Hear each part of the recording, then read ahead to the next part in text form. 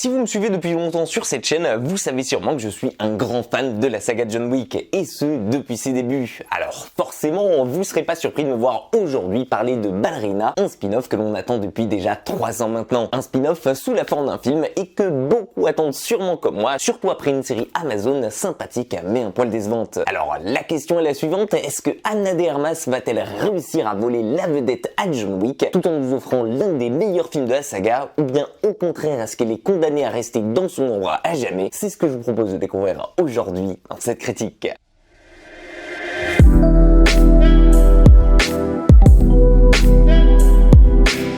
Ballerina, vous l'aurez deviné en ayant vu la fin de la saga John Wick, et les précédents opus se déroulent précisément entre le 3e opus Parabellum et son grand final sorti il y a déjà 2 ans maintenant, à savoir précisément à ce moment où John Wick est seul contre le monde entier et pour beaucoup de monde considéré persona non grata. On suit donc ici Eve Macaro, une jeune apprentie appartenant au clan des La Ruscaroma, où chaque âme qui passe devient soit une assassine fantôme surpuissante et surentraînée comme le Baba Yaga, soit une ballerine hors pair du Bolchoï, mais rarement les deux. Et vous l'aurez compris, cette dernière appartient donc à la première catégorie. Car comme tout bon film appartenant à la saga John Wick, il est toujours question de vengeance ici, et ce spin-off ne va pas déroger à la règle, vous vous en doutez. Mais une fois n'est pas coutume, ce n'est pas pour un chien ni même pour une voiture, car ici c'est une affaire beaucoup plus personnelle que l'on va suivre entre elle et son père. Père qu'elle a vu mourir, bien entendu sous ses yeux, par un clan adverse lorsqu'elle était enfant, mais ça, vous vous y attendiez. On la suivra donc évoluer dans ce film au sein de son apprentissage dans le clan de la Ruscaroma, qui vont faire d'elle une véritable machine à tuer, ce qui l'amènera toujours plus proche de sa vengeance jusqu'à rencontrer sur son chemin le seul et unique John Wick. Alors bien entendu, ce Ballerina, vous le saviez, c'est un film qu'on attendait beaucoup entre fans de John Wick pour enfin en découvrir un peu plus sur cette famille si particulière et qui a une immense influence sur le Baba Yaga et dont on n'en savait que très peu jusqu'à aujourd'hui. Et donc,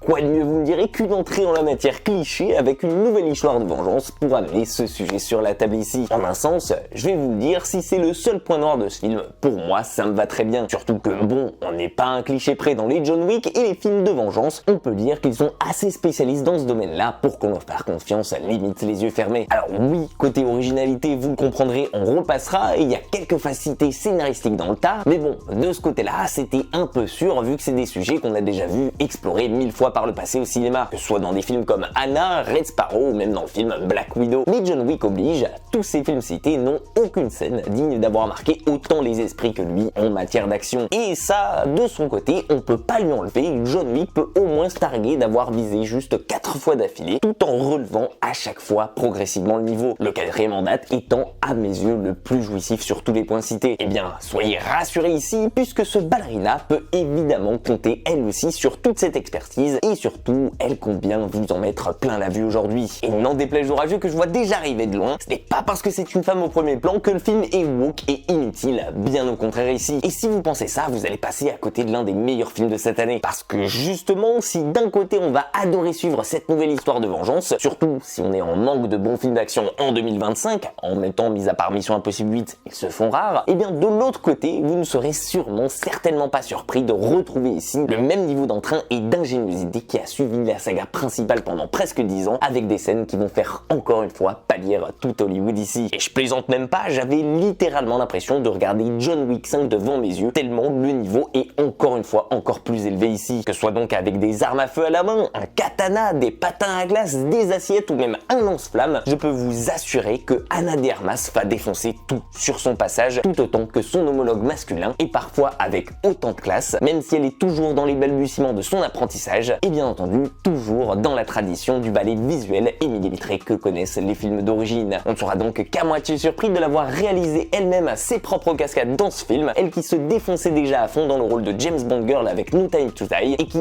encore une fois va montrer la barre d'un cran ici en nous offrant un spectacle visuellement prenant pendant quasi 2 heures de temps. Je vous le jure, ce film est tellement dans l'action et dans le speed qu'il nous laisse à peine un peu le temps de respirer entre chacune de ces scènes d'action qui se surpassent les unes aux autres tout en étant toujours autant visuellement inspiré que son 4e opus, que ce soit donc avec des stunts toujours plus fous, une mise en scène continuellement en train de se renouveler et surtout un budget explosif qui doit représenter à bas mot 50% du budget total du film, ce ballerina explose tous les quotas et tous les records de chaque côté. Personnellement, ma scène préférée du film se déroule chez le marchand d'armes, ce qui est littéralement un battlefield à l'écran tellement toutes les parties du décor deviennent destructibles et où franchement on voit que côté explosif ils se sont fait plaisir avec les grenades dans le tas. Et forcément, comme tout le monde ici, j'ai surkiffé les passages avec Keanu Reeves, donc je ne vous spoilerai absolument pas la raison de sa présence ici. Mais au milieu de tout ça et parmi les cascades jouissives de mort qui vous attendent dans cet opus féminin de John Wick, si j'ai adoré le manège à sensations qui nous attend ici, là où j'ai pris encore plus de plaisir là-dedans, c'est en découvrant une réelle expansion de l'univers qui se fait à travers ce spin-off et qui est bien plus, vous l'aurez compris, qu'un simple film pour se faire de l'argent sur le dos des fans. On sent qu'ici, ils ont réellement voulu offrir un nouveau spectacle et pas une simple copie de John Wick au féminin, tout en tirant le meilleur parti de la saga et de ce qu'elle a appris en 10 ans pour en transposer une nouvelle héritière ici qui va prendre le relais et pourquoi pas nous régaler dans une nouvelle trilogie. En tout cas, c'est tout le mal que je lui souhaite. Franchement, je pense qu'en plus de saluer la perf mémorable d'Anna de Armas ici, on pourra aussi et largement féliciter son réalisateur Len Wiseman qui a les rênes de ce nouvel opus après Chad Stahelski et qui fait un taf de fou pour réussir à l'égaler après sa saga Underworld. Honnêtement, je vous le dis, que vous soyez un fan d'action, que vous adoriez la saga John Wick ou tout simplement que vous manquiez aucun film avec Anna de Armas dedans, ce qui est tout à fait compréhensible, franchement, foncez les yeux fermés. Vous risqueriez d'être surpris du niveau et surtout du fait de quasi le mettre ex aequo avec votre préféré de la saga. Et vous, qu'est-ce que vous avez pensé de ce ballerina? Est-ce que c'est plus qu'un simple spin-off à vos yeux? N'hésitez pas à me partager votre avis à chaud sur le film en commentaire, qu'on puisse en parler tous ensemble. Personnellement, je pense que je vais le mettre juste derrière le 4, c'est-à-dire en top 2. En attendant, j'espère que ma vidéo sur le film vous aura plu et vous aura donné envie de le voir. Si c'est le cas, pensez à me le faire savoir, à lui laisser un petit like, à partager ou bien à vous abonner à la chaîne si ce n'est pas déjà fait. Prenez soin de vous et comme d'hab, nous on se dit à très vite pour une toute nouvelle critique.